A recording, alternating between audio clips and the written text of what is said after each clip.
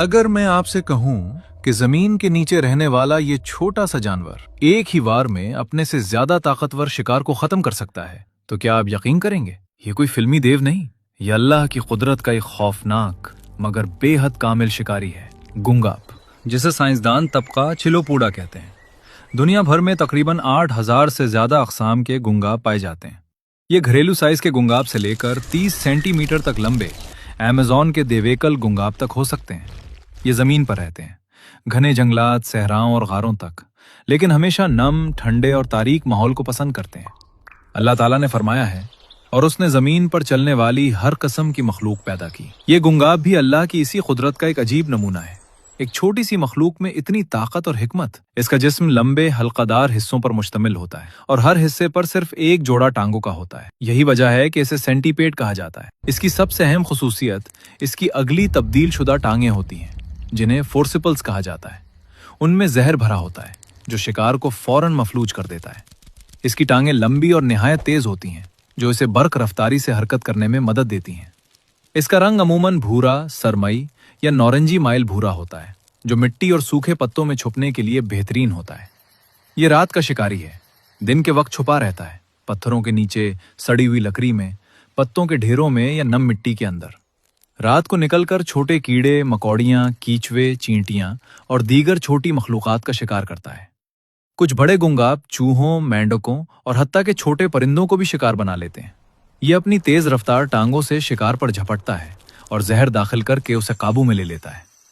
अल्लाह ताला ने इस नन्ही मखलूक को भी अपनी तख्लीक में एक मुकम्मल डिजाइन अता फरमाया है। अब इसकी पैदाइश और जिंदगी के मराहिल की बात करते हैं। गुंगाप में बराह रास्त मिलाप नहीं होता। नर रेशमी सतह पर नुतफे का पैकेट स्पर्मटोफोर छोड़ देता है, जिसे मादा उठा लेती है। बाज़ औक़ात नर एक खास अंदाज में हरकत भी करता है, जिसे हम अज़दवाजी रक्स कह सकते हैं।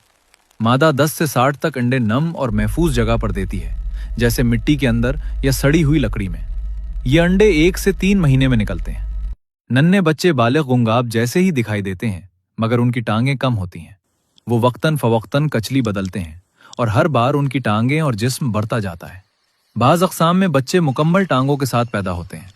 कुछ सूरतों में माँ अंडों और बच्चों की हिफाजत भी करती है। गुंगाप 3 से 7 साल तक जिंदा रह सकते हैं। ये सारा सिलसिला हमें बताता है कि अल्लाह की कुदरत हर छोटी चीज में मौजूद है। नन्ही मखलूक भी अपने माहौल में मुकम्मल तवाजुन के साथ जिंदा रहती है।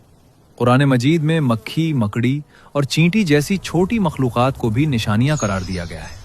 सूरह नमल में हजरत सुलेमान अलैहिस्सलाम और चींटियों का वाकया हमें रहम और शऊर का दर्स देता है कि हर जानदार काबिल एहतराम है।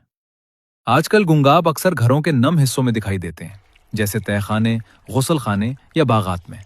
ये फायदेमंद भी होते हैं क्योंकि ये नुकसानदेह कीड़ों को खाते हैं।